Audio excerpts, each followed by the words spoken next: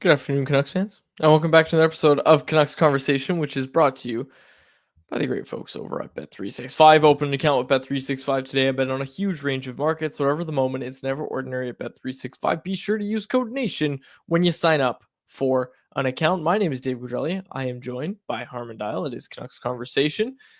We've got a lot to get to today.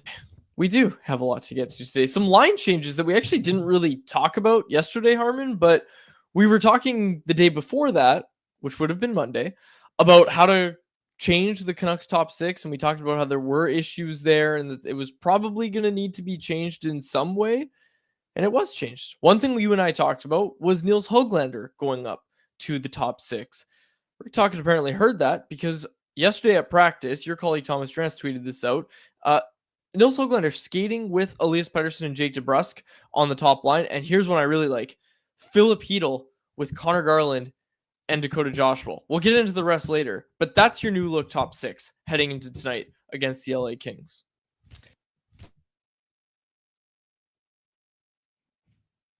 My mic got disrupted there.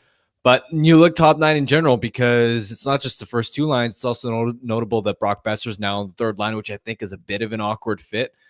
But right off the bat, let's start with Hoglander on the Pettersson line.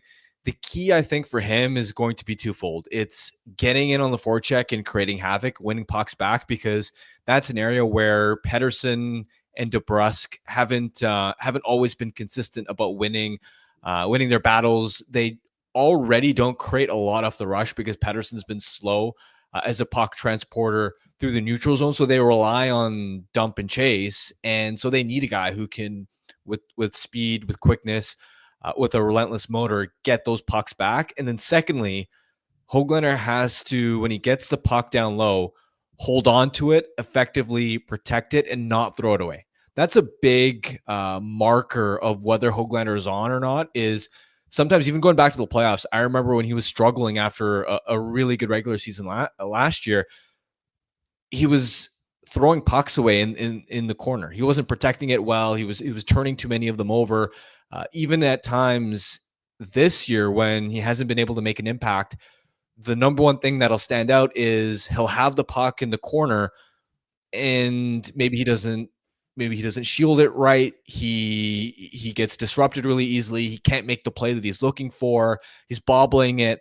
Like, that's going to be a huge part of whether he has success on that line or not. Is can he first get the puck back with the speed and with his battle winning ability? And second, when he does get it, he has to be able to make the next play. It can't just be he gets it and then throws it away or turns it over. This is something I'm curious about. We've talked about this idea of chipping in pucks and how Rick Tocchet's asking his team to hold on to pucks. But we've also heard Rick Tocchet criticize Nils Hoglander for hanging on too long or turning over the puck because he's hanging onto the puck too long. So it's going to be an interesting balance for Nils Hoglander to try to strike, because right now, yes, you don't want to see this team chipping in pucks. But if there's one Canuck that I think Rick Tocchet's wanted to see chip in more pucks than he usually likes to, it's probably Nils Hoglander. So we'll see what kind of version we get of Nils Hoglander tonight. We talked about it on Monday, how he's really been one of the best Canucks, if not the best Canucks forward over the past month. So going to be really good to see Nils Hoglander get that shot. And you kind of touched on it. Brock Boeser on the third line skating with Pius Suter and Drew O'Connor. I don't know if this is a hot take. That line's getting matchups tonight. I think that makes it even more difficult for Brock. But in my mind, the Hedl, Garland, and Joshua line is going to get softer matchups. Maybe it's the Pettersson line, but the Canucks are the road team here. I think as much as they can, because they're the road team, as much as they can, they're going to try to get Pius Suter out and that trio as kind of like playing matchup minutes. And again, don't get to control the matchups necessarily, but to some extent you do, as you do get to dictate how you want the matchups to go yourself. I think they're going to look at that Suter line as this is our matchup line. You're going to be playing big minutes. Yeah, that's interesting. I hadn't thought about it that way, but it does make sense, especially because since the JT Miller trade, Rick Tocchet has been more aggressive than I expected in using Suter in a matchup role. I remember the first couple of games where they played Detroit, they played Colorado. Suter was the one going up against Dylan Larkin. Suter was the one going up against Nathan MacKinnon. And you know that Brock Boeser is a player that Rick Tocchet has trusted a lot in the past to go up against top lines because he and Miller would play together. They would quite often get the McDavid matchup whenever Edmonton would be in town. Offensively, though, it's not a great fit for Brock. The question is, who's the playmaker who's going to set him up, right? Suter and O'Connor are, like good third line players, but there isn't a playmaker on that line. And we know that Brock, while, yeah, he's smart and can sometimes make plays himself, his best asset is his ability to lurk and get open when somebody else is demanding the attention. There haven't been many instances where Brock is the most talented guy on a line and he can drive a line on his own. He needs a playmaker to set him up in the right spots. It also brings, I think, to the forefront a bigger conversation around, do the Canucks have the right long-term centerman for him, for Brock to play with now that JT Miller is gone? And that extends, of course, to the contract debate of whether you re-sign him or not, because let's be honest, Brock, his 40-goal year last season, the success that he's had lately in Vancouver, most of it has been with JT Miller. When Boeser has played with Pettersson, yeah, earlier in their careers, they had some chemistry, but over the last 2 or 3 years, whenever they've gotten spot duty together, it hasn't quite worked for whatever reason. And especially with Pettersson struggling to the extent that he is right now, and Boeser and Hedl not quite meshing, like that's a big consideration for this management group as they approach this Boeser decision. Yeah, absolutely, it is. And it's a decision we've talked about. We talked about it a lot yesterday. And if you're Brock, and this is something we talked about yesterday as well, we know Brock Boeser is going to get paid, but like, how many goals does he have so far? Is he at like 17, 18 goals this year? What's he at? I don't know. Yeah, okay. 18 goals, 17 assists through 50 games. Brock Boeser is probably going to get paid, almost certainly going to get paid, but I'm sure he'd like to have a better season than he is right now, heading into free agency. And to some extent, like you're going to be playing potential matchup minutes as well. Like I just kind of outlined, I think that line is going to be used to match up. You're doing that, and you're playing with Pius Suter and Drew O'Connor. Like that's a tough environment for Brock Boeser to score. But I will also say it's not all, oh, look at how they're treating Brock. This team is starving for someone to score goals. Canucks have had power play chances. Canucks have had chances with Brock Boeser in not this horrible deployment for Brock Boeser. Like Brock Boeser is paid to put the puck in the net, and he's not doing that right now. And the Canucks need him to do that. He spoke this morning, or last night technically. I think it was Sportsnet's Ian McIntyre that published it, about Brock talking about how it's frustrating that there's nothing done with the Canucks yet. Talks about how he's a loyal guy and he would like to have something done, but also did say, he's not, he could play better as well. So it'll be interesting to see how it rolls out tonight. But yeah, those are the new look lines for the evening. I did want to talk a little bit more about this Hedl, Joshua Garland line, because we've talked about how Philip Hedl plays with a ton of speed. I think it'll be interesting to see how him and Connor Garland mesh. And then Dakota Joshua, who hasn't quite found his game yet, usually gets dragged into the fight by Connor Garland. So I like the idea of those two together. But what do you think of this trio? I really think it's an intriguing one. Yeah, intriguing was the exact word I was going to use. I'm excited to see whether Hedl and Garland can mesh off the rush. Garland is a player that typically has pretty good poise in those positions. He doesn't have the straight line speed to do it all by himself in transition, and that's where Hedl will, of course, do the heavy lifting with the zone entries. But I could see Garland being the type who can read off Hedl well, can get open in the right spots. And then it's just a matter of, can Hedl and Garland collectively, like, I expect them to generate chances, but does one of them have the actual finishing ability? That's kind of the knock on both players. The weakness for both players is they're known to pile up shots. They're known to pile up chances, but both of them are probably below average finishers if you stack them up against all of the league's, top 6 or top 9 forwards. Like, that's going to be the biggest question mark. But as far as driving possession, winning their matchups, I expect them to have some success together, especially because I think Joshua's been starting to find his legs, and I expect that he can have an impact doing the heavy work for that line in terms of puck recoveries once they are in the attacking end. Quinn Hughes, game time decision for tonight. Kevin Lankinen starts in goal. These are kind of the headlines heading into tonight. We're going to talk about Quinton Byfield as well. I don't know if Elias Pettersson's going to get into the lineup tonight. Did you have any indication whether that would be? I know on Daily Faceoff right now, it says that he's slated to skate on the third line, but I think he was on the fourth pairing yesterday. Was he not with Forbert? Yeah, although you don't know, that could be the third pairing too. But yeah, I don't think we have a clear indication yet. Okay. Quinn Hughes, game time decision for tonight on Elias Pettersson. I did want to say, I feel like it kind of got swept under the rug a bit. We didn't talk about it a ton, but he skated with Philip Hronek the past 2 games, and I think he's done a pretty good job in those minutes. I think it's fine to give a young player a night off, so I'm not sitting here saying, oh my gosh, it's such a mistake to scratch him. If they scratch him tonight, he'll get back in tomorrow, you would assume, so no issue there. Carson Soucy's going to get into games still, as he should. So I wanted to say, liked Elias Pettersson's game. He's a player that it really feels like he's going to score a goal soon. He shows so much potential to just he loves hammering the puck. Yeah, he has a pretty good shot from the point, and there's been a few. And I think it was the Marcus Pettersson mic'd up video that the Canucks posted, where he's like, "It'll come, Junior. Keep shooting, Junior." That's what he was saying to Elias Pettersson, who doesn't like to be called Junior. If you hadn't heard, you say, "Keep shooting, Junior," and it really does feel like it's going to come soon for Elias Pettersson, that he's going to score a goal pretty quick here. Yeah, and I think down the stretch in general, the Canucks should prioritize, in my opinion, getting him into the majority of their games over somebody like a Derek Forbort, because it isn't just about this season. It isn't just about, okay, he's played really well this year. I mean, first of all, based off of his performance alone, I think he deserves to play in the majority of the team's games down the stretch. But also from a development standpoint for next season, the quicker that he can develop reps, the quicker that he can pick up NHL experience, the higher the likelihood that he hits his potential sooner for next season. And next season's massive for this team.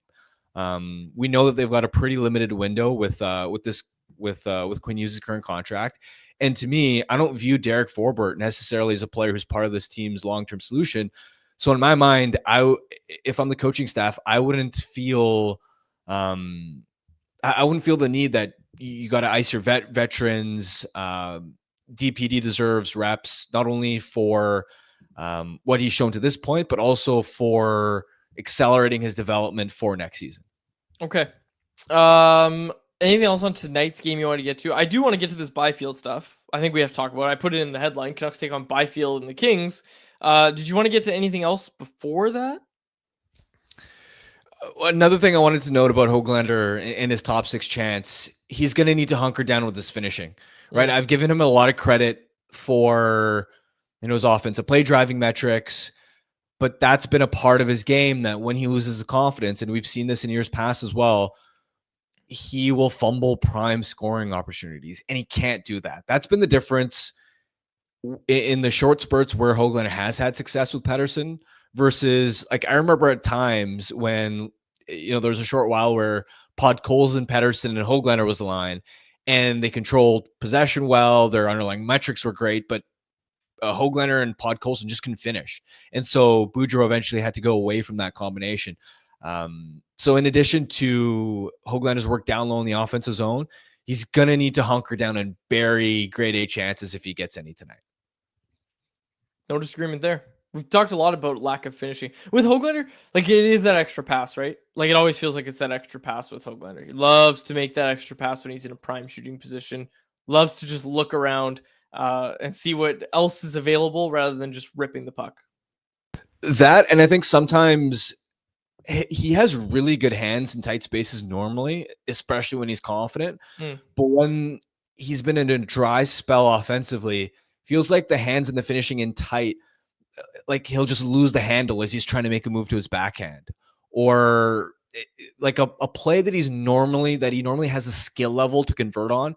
He's just not able to finish off. And it's quite jarring because you'll have seasons like last year where he was money around the blue paint.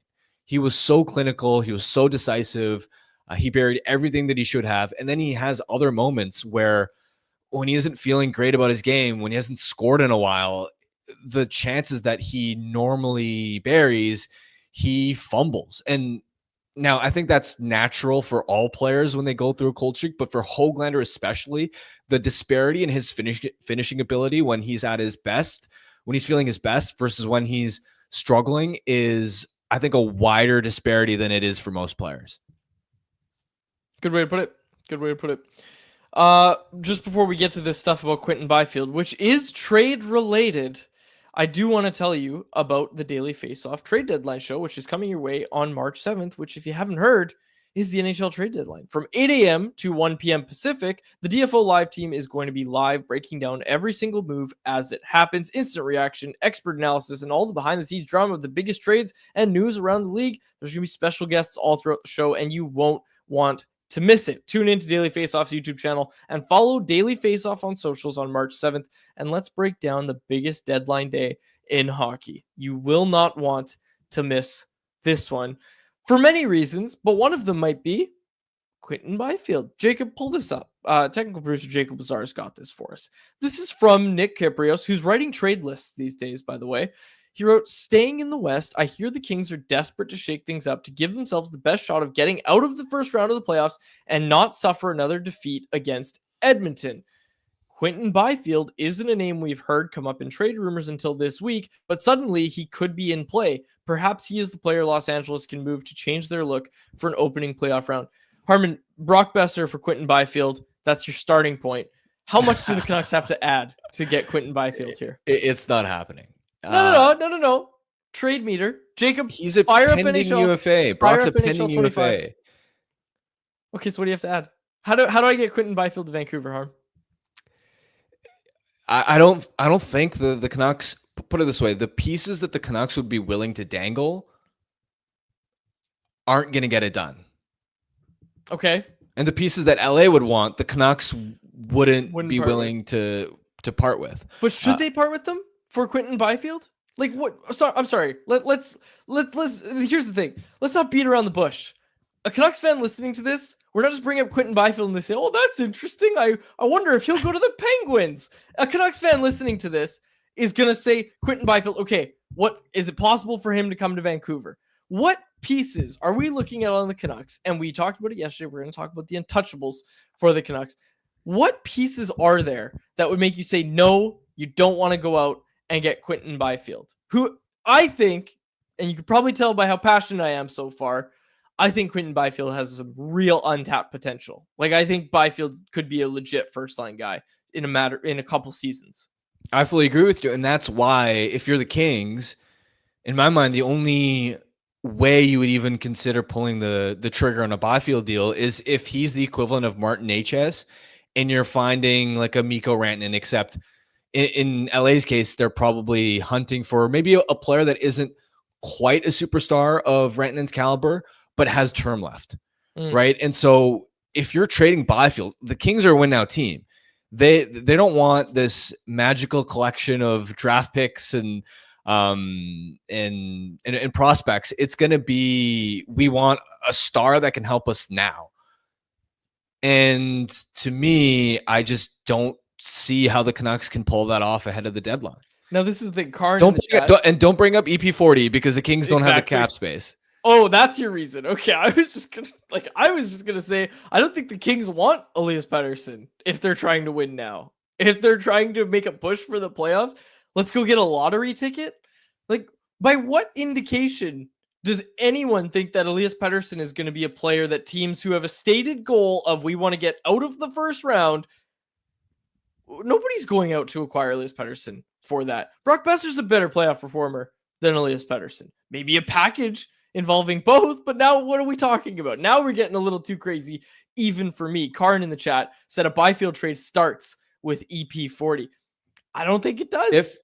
Look, if there is a scenario where, let's say you get to the summer and LA looks at Anze Kopitar and goes, he's 37 right now. He's going to turn 38. How long is he going to be a high-end top six centerman? Philip Deneau is getting up there in age as well. We need our future first line center, and we thought Byfield was going to be that guy, but he isn't. Now we know that Pettersson is great buddies with Adrian Kempe. Like you can sort of connect the dots and create a scenario in your mind where the Kings might poke around on Pettersson in, let's say, the offseason when they have some cap space to work with. But I still think, and this is the kicker, Rob Blake went out and made that big swing for PL Dubois. Look how badly that backfired on them. Gabe Velarde has been a terrific fit in Winnipeg. They gave up a lot for him. That contract aged poorly. Do you think Rob Blake and LA's ownership is going to be excited when Rob Blake pulls up and says, Oh, your mic muted at the first time.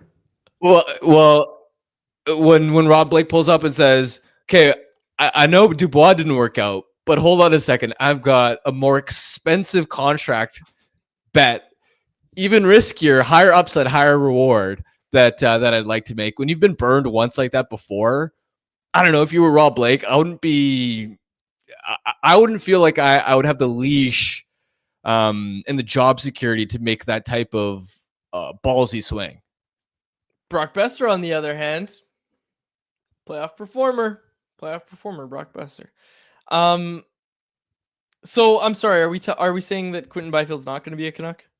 Because there's a lot of trade proposals in the chat right now. I'm going to read a couple. Brandon Ryan, Byfield for Hoglander, Susie, and a second. Where'd it go? There was one from Tripp. Byfield and Brant Clark for Boeser, Ratu, and a second. Yeah, Thoughts? Very realistic proposals. Very, very realistic. I love that. Why don't you add Adrian Kempe too while you're at it? It's sounding like speaking my language, Harm. It's sounding like I'm going to have to fire up the NHL 25 trade simulator again for tomorrow. I'm not joking. Get it done, Jacob. Get it done. We got to have it for tomorrow.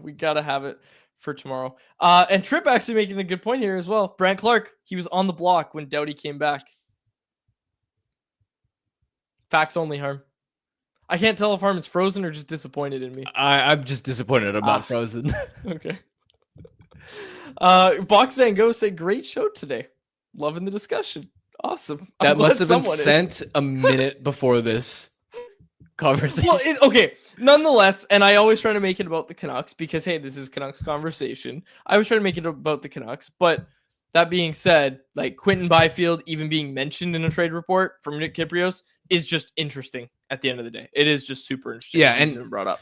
And in all seriousness, if you're the Canucks and Byfield's name is still out there in the summer, like let's say the Kings get to the point where they maybe internally believe that he's not going to reach his potential there and they want to cash him in before his value depreciates, then yeah, in the summer, you should be all over that if you're the Canucks. You desperately need a player with first line center upside. Byfield is young. He's got the type of physical profile with the size, with the speed, the raw tools to where I could really see him putting it together in his mid-20s and being a legit 1C.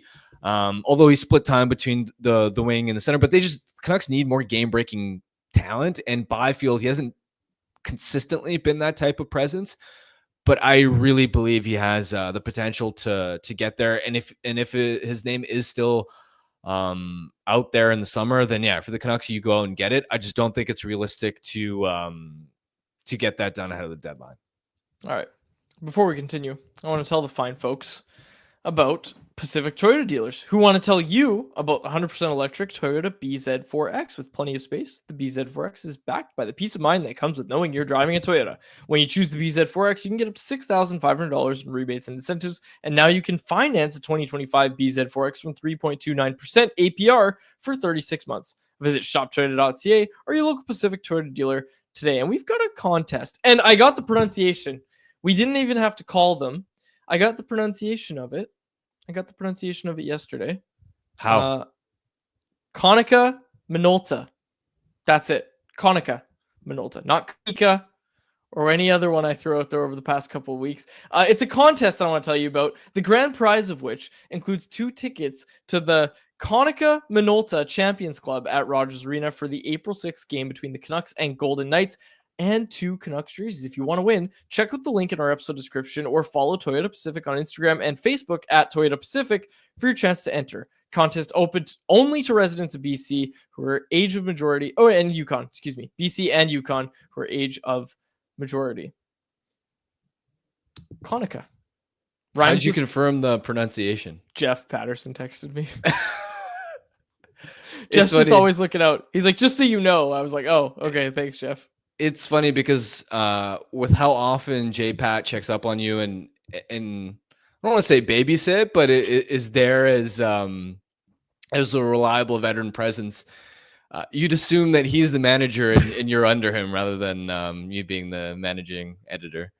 Jeff and I have a great working relationship because, and here's the thing, Jeff knows this. I think Jeff will be okay with me saying this, but Jeff, like very early on when we started working, he was like, hey, like, you know, this world, like the blogging world, you know, this world, and let's work together. And Jeff's been an absolute rock star. You know this, though. Everybody knows this at Canucks Army. Jeff is, I'm not going to start picking favorites here, but Jeff is one of my favorite people that I get to work with. Honestly, just gets his work done. His work is so high quality. In fact, you know, I work throughout the Nation Network. One of my like stated goals is to get every one of our properties their own Jeff Patterson. And it's much easier said than done. That's how valuable Jeff is to Canucks Army. Pizza party for Jeff. And I'll say too, when I produce Rinkwide for Jeff, he never tells me to pull things up or ask how to pronounce things or what things mean. So you're saying you don't like working with him? No, I'm just saying that Jeff Patterson's my favorite person to work with. Jacob, how are we doing on Family Feud responses? Like we're basically there. You don't even need to remind people. The trickle through will fill it out in time. So excellent. Because we're playing Family Feud tomorrow. It's going to be a ton of fun. Okay, I've got a couple things to talk about here. Let's go to anyone else, which is brought to you by our friends over at Greta, a great spot for all games, home and away, the home of our electric watch parties. Greta's a great spot to be no matter the day. We're there on watch party days. We want to see you there, but even if we're not there, you certainly should be. Just minutes from the arena. Come by before and after the game or whatever event you're downtown for with arcade games, weekly drink specials, and the recently updated street food menu. Greta Bar YVR is the place to be. 50 West Cordova Street is the address. Let the games begin. Okay, Harm, one thing I wanted to get to right off the top. This was posed in the Canucks Army comment section by a regular reader. I don't think he listens to the show. I don't particularly think he likes me very much, but it was a really good point, and I wanted to bring it up. It's the user Defenseman Factory over on Canucks Army. He brought this up. It was in relation to an article we wrote today about if the Red Wings and the Canucks could link up for an Elias Pettersson trade. Obviously, the Red Wings have a bit of cap space now. We're kind of weighing that today over at Canucks Army. He put this in the comment section. It really got me thinking. He said, I have higher faith in management to use cap space gained in an Elias Pettersson trade and in a Brock Boeser trade to reshape the team into a contender quickly than I do that Elias Pettersson turns into a number one center again. Your thoughts?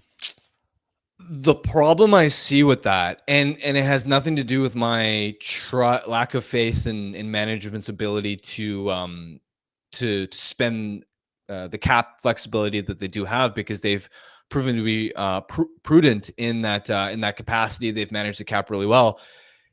My issue is, are you going to have enough? Is the talent pool going to be robust enough on the trade and in the free agent market? Like we're even seeing it ahead of the deadline, and I know you'll get more fresh names in the offseason, but what dream top six center target is out there right now that is actually realistic? Same thing with adding to, like, you subtract Pettersson, you subtract Boeser, and of course you're going to get assets back in those deals as well. Presumably, if you deal Pettersson, you're going to get some type of young center back. But man, those are massive holes to fill. Like, put it this way: yesterday I was making the point, or maybe it was Monday, that the Canucks only have 2 players on their roster right now who've had 55-point seasons. You subtract 2 of those, now you've got none. So it's like, you can have all the cap space in the world, but other teams have cap space too. How many elite difference makers can you truly find when you're essentially going to be starting from zero? And so, like, yes, if you get to the summer and Pettersson still hasn't figured it out, you may have to just bite the bullet and say, we can't afford the risk of this contract long term, and we we have to ship him out. We have to move on and look elsewhere. You may get to that point, but that should be kind of treated still, in my mind, as a last resort if he doesn't figure it out. Who's the actual, and I'm not asking, like, I don't know how to word this. I'm not specifically asking you who is the best top 6 center available. Just if you had to rank the centers that you think will be around at the trade deadline, like, who's the top guy? Dylan Cousins. But the problem with Cousins is Buffalo doesn't want draft picks or prospects in a trade. So the logistics, if you're the Canucks, of trying to acquire a guy like Cousins, even though, like, I think he'd be intriguing because the Sabres, I mean, how many forwards have left the Sabres and gone on and hit a completely different level? Ryan O'Reilly, Sam Reinhart, Jack Eichel.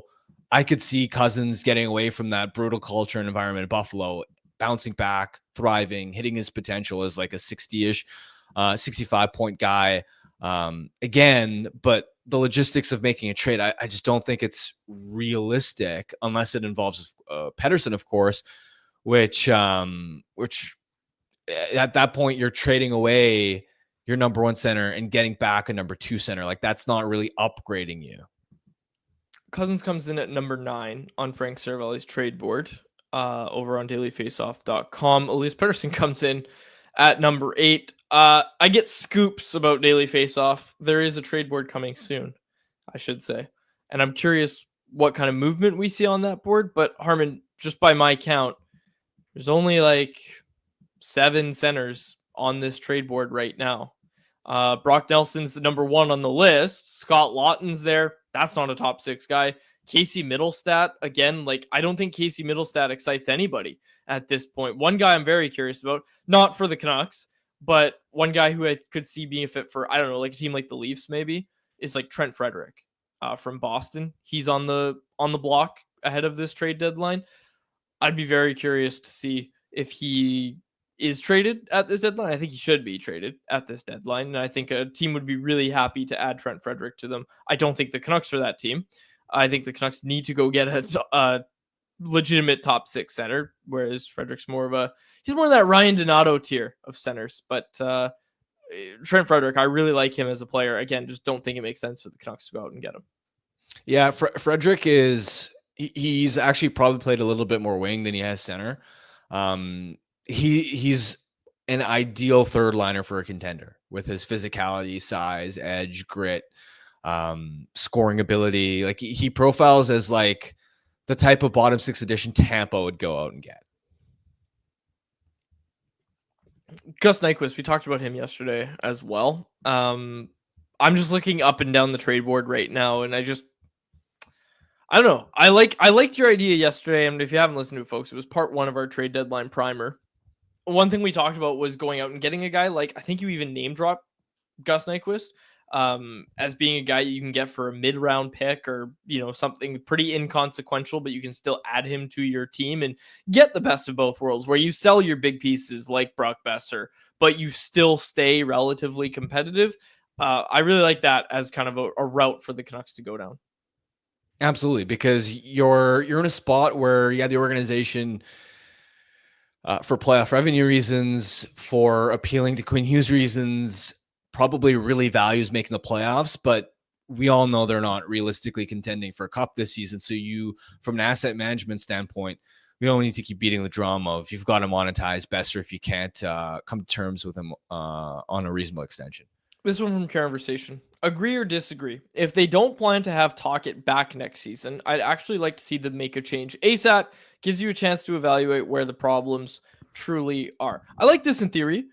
I don't think the Canucks are going to do this. Harman, if you have to give me a name, I'm making you give me a name.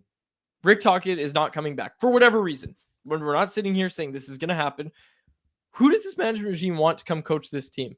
The first name that comes to my mind is Mike Sullivan. Okay, you said Mike Sullivan too. And we're not reporting anything. We're just going on the track record of, oh, we know you from Pittsburgh? Yep. Would love to have you on this team. I don't think the Canucks are going to go out and get Mike Sullivan. Is his contract even up in Pittsburgh? No, he's signed long-term in Pittsburgh. And if they haven't fired him yet, they're not going to fire him in the offseason. Mike Sullivan's not going anywhere. So in theory, it's a great idea. Yeah, bring in Mike Sullivan. That's your next coach down the stretch of the season. Don't think they're going to get Mike Sullivan. Someone in the chat said Bruce Boudreau. I know they're not going to go out and get Bruce Boudreau. It's fine in theory to say, yeah, if Tocchet's not coming back for whatever reason, we don't know if he wants to be back. We don't know if the team wants him back. We don't know. And hey, maybe they come to an agreement and he is back. There's those options in his contract. The short answer is we don't know if Tocchet's going to be back. So if the Canucks know, yeah, it's great in theory to not have Tocchet coach this team down the stretch, but I don't think they really know. If they did know, sure, it's fine in theory, but also think about what you're asking your owner to do, right? Is, hey, we want to pay another head coach because, and really what's the upside? Like what's the real upside of having a new coach come in down the stretch here? Seriously. Yeah, put it this way. Tocchet hasn't been perfect this year, and there are limitations to his playing style and his system offensively. But I don't think there's any coach you could have plucked around the NHL, even among, like, you want to pick the John Cooper types who obviously never move. You could find the best head coach on this planet, and I don't think that head coach would be able to turn this Canucks team into a contender right now. Absolutely. Especially because, like, people complain about the lack of offense, and I get it. It's boring to watch. But even if you were to open things up and prioritize trying to generate more offense, what expense would that come at defensively? Because let's be honest, this team still defends pretty well. And before Rick Tocchet came in, let's not forget there were a tire fire defensively. Do you want to hear my hot take? Yeah. This team could work under Bruce Boudreau right now. Oh, stop it. No, listen. Stop it. Go look at the Bruce Boudreau teams that had success. This defense, you've got Quinn Hughes playing at a heart level. You know you're going to get good defense from him. You know you're going to get good defense from Marcus Pettersson, and I'm really liking what I'm seeing from Elias Pettersson. This team is as good of a defense core as we've seen in Vancouver in a long time. This team could open it up. And they could, maybe not to Bruce Boudreau levels. Maybe that's me being a little dramatic. And feel free to clip this, Jacob. Make it sound good, though. This team, with their current defense core, with how much they've upgraded it, and yes, it's come at the expense of offense. They don't have that top six center right now. This team could open it up a bit more. Maybe not to the Bruce Boudreau level. I'll give you that. Maybe not to Bruce Boudreau levels, but this team could open it up more and still find success. That's my hot take. I mean, they can open it up to some extent, especially when Quinn comes back. And that's going to be an interesting litmus test of Tocchet. Is in the first half, we were saying they don't have any puck movers. That's a big reason why they're so limited in transition. We'll see when Quinn comes back and you have this fully healthy lineup with Quinn, Marcus Pettersson, and Hronek in the lineup at the same time, how they look from a puck moving standpoint and whether that upgrades their ability to generate offense and control play better. That'll be interesting, but I don't know, man.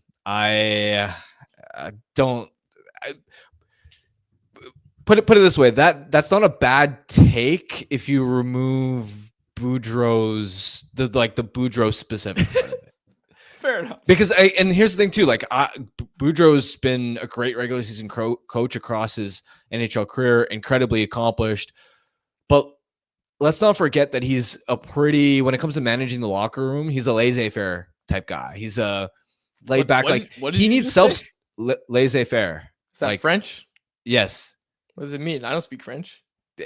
Laid back, sort of like free type of. Should have just said that. And so, like, for a group, like the type of group that would excel with Boudreau is like a group of veteran self-starters that, like, they have great professional habits. They can hold one another accountable without needing the head coach to be the one applying so much, pressure and being the one to, like, get guys going. And the Canucks have not been that. Like, look at this core group over the last few seasons. They've needed a babysitter. How many times has this management group sort of called it like a country club type atmosphere? Like, that's a bit, like, outside of just the systems part. I think the bigger thing is, like, this core has needed somebody to actually push them in the way that Tocchet has. I think they've needed more of a hard ass, detail oriented coach rather than Boudreau, who again excels more with like self-starters, veterans, guys who have high levels of professional habits, which I don't think this Canucks group outside of Quinn Hughes has shown over the last few years. I was just gonna say, a team of Quinn Hughes would do well with Bruce Boudreau. And folks, we weren't serious about hiring back Bruce Boudreau. For those of the comments here, we were saying like, yes, this is who the Canucks need to go out and hire. That is certainly not what we're trying to say. I'm just saying that the way this defense core is structured, like, okay, what I'm really trying to say, I think, is if Bruce Boudreau had what this defense core is now, right? Like, I think he might have found some more success. And it Stop it, Quads. It wouldn't have got as bad as it was. Stop it, Quads. Dude, Bruce Boudreau had Horvat, Miller, and Pettersson as his centers at one point. Think of that center depth with this defense core. Yeah, but that's fantasy land. You don't have those three centers with this back end. It took one of those centers to get Filip Hronek, which was the first piece to fix this. And then back it took end. the other one to get Pettersson, who was the next piece on this back end. So. Also, I'm probably not going to clip that, Quads, because just seeing the YouTube chat's response, I can only imagine what the Facebook comments are going to look like. That is one of the worst takes you've brought to the show in a long time, man. Okay. No, Red Jam in the chat said preach, Quads. That's all I needed to hear. And Big Hog Hockey said that he had the idea to rehire Bruce. I'm not serious about that. I hire Bruce. What should they do next? Trade for Bo Horvat again to bring the band back together. Chris Tanov's not looking so bad right now, is he? Shoot. We haven't even talked about the playoff picture yet. What did I say yesterday, Harm? I went over the Calgary Flames' upcoming schedule. Said, "Oh, there's a lot of good teams in that schedule. Oh, Dallas, Washington." All these great teams that they're going to have to play. I think Vegas is in there as well. And I said, if the Flames go on to win most of these games, that's going to change things for the Canucks leading up to the March 7th deadline. Because the opponents the Flames have before the deadline, again, Caps, Panthers, Lightning, Hurricanes, all these great teams before the deadline. Flames took care of business last night in Washington. I was foolish enough to not take them on my Bet365 bet of the day, which we'll get to later. They take care of business with Dan Vladar in net. I don't know if you watched the game, but that to me, like, that looked like a turning point for the Calgary Flames. That was probably the most complete effort I've seen them turn in all season long. Vladar didn't even have to be exceptional that game. They were defending so well in the neutral zone. They limited so much of what the Caps were able to create. They were spending most of that game in the Capitals' end, it felt like. I was like, what team am I watching right now? The Flames were a wagon yesterday. Let's go, Calgary Flames hockey team. Yeah, all I'm going to say is it would be, well, first, Quinn Hughes coming back will hopefully be a huge boost for the Canucks down the stretch. Mm-hmm. And that could, you want to talk about turning points? That could be a massive turning point for Vancouver. Like, Quinn Hughes is the Vancouver Canucks. So like, you can't overlook that point. But I mean, at this point, if Vancouver ends up missing the playoffs because they couldn't overtake the Calgary Flames, despite Quinn playing at borderline Hart Trophy level, like, that is an all-time failure for this organization.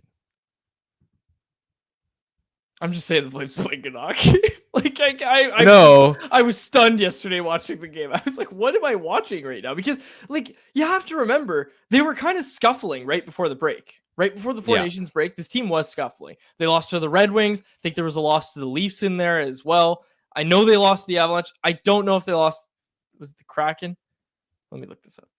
Okay, no, they beat the Kraken, but then they lost to the Kraken again in overtime. Right before the break. That was their final game before the break.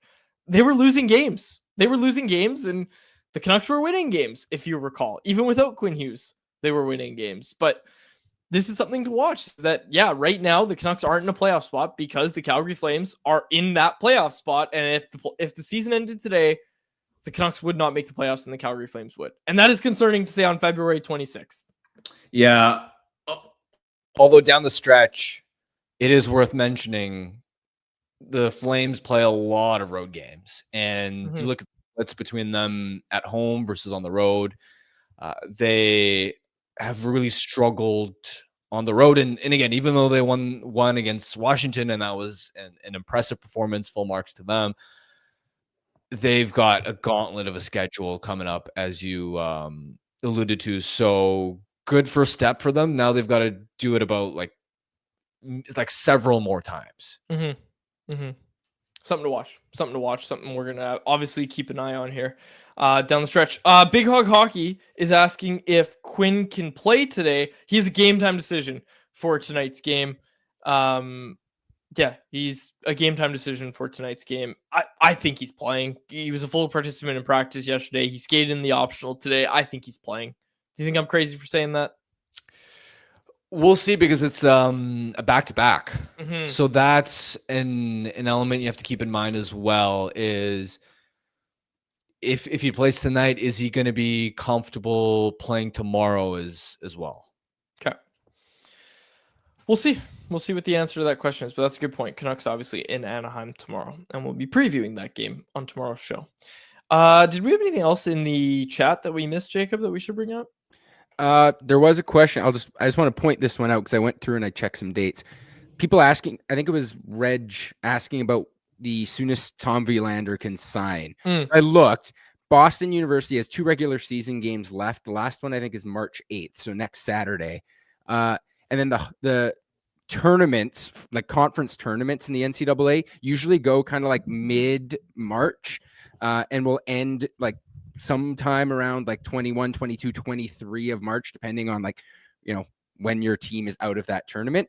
And Boston University's numbers this year, like they're a good team, but probably not a Frozen Four level team. So there's a good chance their season's done by like March 23rd. And then Tom Vilander would be available to sign a professional contract at that point. But you never know. If they go on a Cinderella run to the national championship, he won't be available until well into April. Get him on this blue line. Absolutely get him on this blue line. We'll have Dave Hall on the show soon. Dave, we hope to have Dave join us this week. He wasn't able to. He said he'll be on next week, so we'll have Dave Hall on next week. And I want to talk to him about any college free agents. Got to have Cam Robinson on as well. Cam does a really good job. Keeping an eye on those. Who is this year's Brogan Rafferty? It's the question everybody's asking.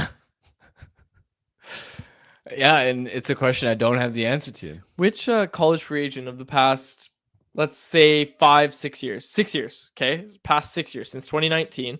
2019 is the year Josh Tevez and Brogan Rafferty signed, okay? In the past 6 years, who is the prospect that you got the most excited about, and do you think the fan base got the most excited about? I will say I think number 1 is Akito Hirose on the fan base. I think the fan base got really excited about Akito Hirose after he signed. Who did I get the most excited about? And you could go back and listen. Rafferty was definitely up there because he was piling up the points in the AHL. Yeah, that's true. And Brogan Rafferty, friend of the show, we should also say, he was on like 7 episodes of Canucks Combo when he was tearing up Utica. He was an awesome guest too. Absolutely love Brogan Rafferty. So Quads, I actually might have found one of these college free agents because it's a name I remember from last year. It's Jack Devine or Devine. He was really good at Denver last year. Obviously, Denver has been a multi-time national championship in his time there. Basically averaged a point per game in his college career. He's a senior, and he was a 7th round draft pick from the Panthers in 2022, unsigned. So as a college senior now, he will most likely lead the nation in points and then probably be an NHL signee by the time Denver's season's done. You're shooting way too high. They're not going to sign this guy. This guy looks like he's going to be the top college free agent. Someone's going to sign him. Jacob, we're looking for a guy who is like a number 3, number 4 defenseman on his college team. That's what we're looking for here. I'm joking. I'm just joking. This is a good name to keep an eye on. I wonder, is he the top college free agent? Does anybody actually know this? He's got to be leading in points, leading the NCAA in points. He's a senior. He was an NHL draft pick who didn't sign. He's probably going to be the top college free agent. Okay, and we've got something from the New York Times here. Harman, did you help with this at all? With what? Free agents for NHL teams, the top college CHL. That must have been Pronman. Okay. Sorry, somebody rang the doorbell and my dog is going nuts. Bring him on the pod, man. People in the chat are saying, call him over. It is Harman's dog. My dog does not sound like that for the people in the chat. Harman has a Cane Corso. I have a little Cavapoo, which is a poodle cavalier mix. People know Bert. I talk about Bert on the show. Bert's been on the show before. Bert's bark does not sound like that. That is a big, don't ring my doorbell ever again type. He's still going. He won't stop. Dude, I don't know how to make him stop. This has never happened before. Your dog is super well trained. Like, that's something we don't talk about often. Your dog is very well trained. I just can't get to him in the middle of Go get him. Just go get him. Just go get him right now. We're 51 minutes into the show. Harm, just go do what you need to do. Also, Quads, I might have found your guy, Arton Martino at Clarkson University. He's a former third-round pick, never signed, but he's 5'11", 161 as a winger. So he's going to be like that. Hey, we're going to sign this guy, see if he can score in the NHL, and then he's probably going to play like 3 games and then live in the AHL for a bunch of years. Do you know who we need to have on the show to figure this out, Jacob? Who? Steven Ellis. Steven Ellis would be great for this kind of stuff. Steven Ellis just knows all of this. He would know all of these. This is like so funny to have him on the show to talk about this. Any conversation I have with Steven Ellis is usually like it eventually goes to him just being like, hey, I want to tell you about this guy that you've never heard of. And I'm like, oh, all right. And he's just like, keep an eye on him. Keep an eye on him. And Steven Ellis is really good at this kind of stuff. So we'll bring him on. Okay, we have Harman back. Yeah, he's settled down now. Nice. Is he not coming on the show? No, he immediately sat laid down on his dog bed. You'll take it. You'll take it. I'll take that. Anybody who owns a dog, no, you will absolutely take that and not call that dog over. Okay, good stuff. This is good. Okay. What else do we have here? I guess we basically done, right? Like, do we have anything else in the chat that... Oh, this one. Okay, Calcio Rico. I want to finish on this one. He said, if Petey were playing like a 1C, would you feel like the team still needs to pick up another center? I think probably yes. I think ultimately you want Filipino to be your third line center. We talked about Teddy Bluger's struggles yesterday. It gives you the flexibility to move Pia Suter to the wing. Like in an ideal world, Filipino is this team's third line center. Agreed. And I think they also, when you look at the composition of Pettersson, Hedl, Suter down the middle, there's not a lot of that like playoff jam and that size and that hardness that I'm sure this management and coaching staff would appreciate. Those are qualities that JT Miller brought to the table. They also don't have like an ideal shutdown center option in that mix, right? Because don't forget that they used Elias Lindholm for a lot of heavy defensive assignments in the playoffs last year. They don't have him. And when you look at Pettersson, Hedl, and Suter, yes, Suter is really effective defensively, but he doesn't have the ideal physical traits that I think Tocchet is ideally looking for in a matchup center, especially because he doesn't win a lot of draws. We were talking about this while you were gone, Harm. Steven Ellis, we're going to get him on the show, talk about some college free agents at some point, because he'll know all these guys. On this idea of a 1C, though, I feel like, for me personally, like, if the question is me personally, would you still be talking about the team picking up number 1C or picking up a top 6 center? I would still be talking about it. It just wouldn't be the same level of urgency. Yeah. If Pettersson was playing better, right? I think that's what it comes down to, is we wouldn't be like, yeah, this is what you need to do at the trade deadline. To be like, this is something they could do, but now we're talking like, okay, this is probably what this team needs more than anything right now. We'll see what they're able to go out and get ahead of the trade deadline. And we're going to keep previewing the trade deadline next week when we do part 2 of our trade deadline primer. But let's get to our Bet365 bet of the day, which is brought to you by Bet365. Now, some controversy struck yesterday. I took Bruins money line, and on paper, to the naked eye, the untrained eye, the Bruins lost that game. I did not lose my bet, however, because on Bet365, they have early payouts. If the team you pick on the money line goes up by 3 goals, you get the payout, no matter what happens for the rest of the game. So I had Bruins money line. They go up 3-0. And in my head, I had won. And I won. I won the bet. So Jacob, write it down. That was a win, even though the Bruins lost. And I don't want to hear about it from either of you. Fair. I guess the rules are the rules, even though you were wrong with that pick. No. Yeah, this is one of those situations, Quads, where you won the bet, but you made the wrong pick. No, so, I didn't. You can make some money, but we can still say you picked the Boston Bruins and they blew a 3-0 lead. I picked the Boston Bruins money line, and what bet hit yesterday? I mean, Quads is a point. The guy got his bag.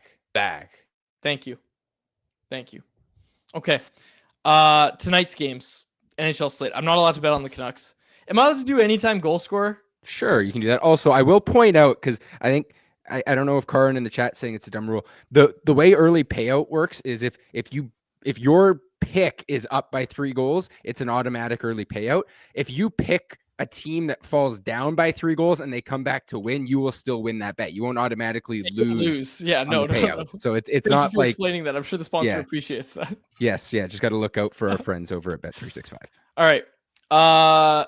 Okay. I was gonna do a Quinn Hughes bet, but Quinn Hughes isn't listed just yet because he hasn't been confirmed for the game as a game time decision. So let's go elsewhere. We're just gonna take a money line bet. Oh, the Devils are underdogs in Colorado, and we're going to take them to beat the Colorado Avalanche. The underdog New Jersey Devils, you can get them at plus 120 odds on the money line. That's what we're taking today. That is our Bet365 bet of the day, brought to you by Bet365, a proud partner of Canucks Conversation. Open an account with Bet365 today and bet on a huge range of markets. Whatever the moment is, never ordinary at Bet365. Be sure to use code NATION when you sign up for an account. Must be 19 plus play. If you choose to play, please play responsibly. All right. I think that's all for today. We'll get to more tomorrow. And of course, I think I'm just going to text Stephen Ellis and just see if we can get him on the show soon. Maybe tomorrow. We'll see. I got to get some Stephen Ellis. I'm sure he's busy prepping for the trade deadline, but we'll find time to get him on. Stephen has time for us all the time. That's the funny thing about Stephen is like, he's like, yeah, I could take a break from watching the 3rd tier Italian hockey league for this. I'm not joking. That's like not even a joke. He was showing me very recently. And for those that don't know, Steven and I work together, obviously. He's at Daily Faceoff. He was literally showing me today.